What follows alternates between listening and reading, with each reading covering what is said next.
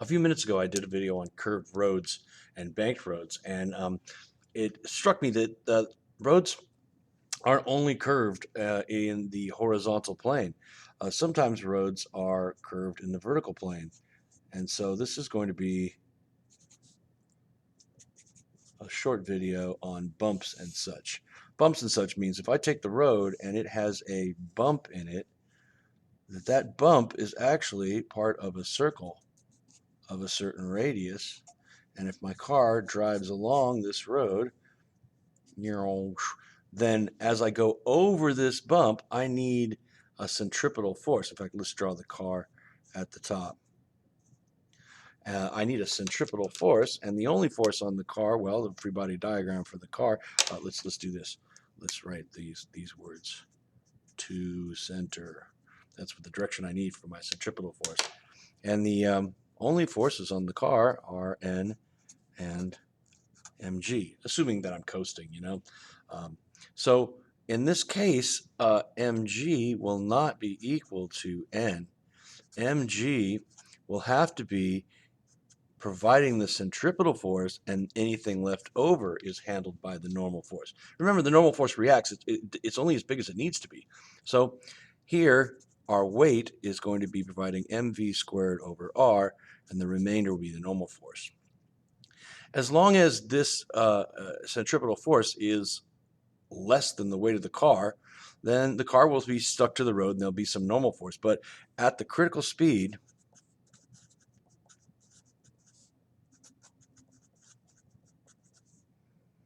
the normal force will go to 0.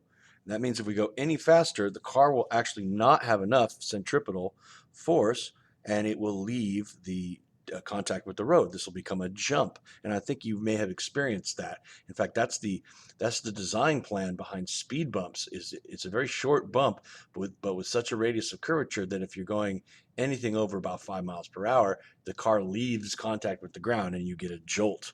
So the critical velocity is when mg equals mv over r, and that would mean that the m's cancel again. R comes to the other side, and v squared would be equal to gr, or v, maximum speed we can go, be the square root of g times r. This plays out in the other direction when you have kind of a valley. If you have a road that has a dip in it, then that dip can be thought of as being a section of a circle. And now when the car is at the bottom of the dip, then the direction towards the center is up this way. And now what's going on? Well, the free body diagram for the car shows that it has mass and weight and then a normal force.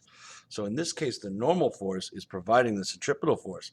But the normal force starts by counteracting gravity and then has to get larger than normal, larger than that, to provide the centripetal force. So when you go through a valley, you feel this extra force on the car, and you feel it inside the car on your seat.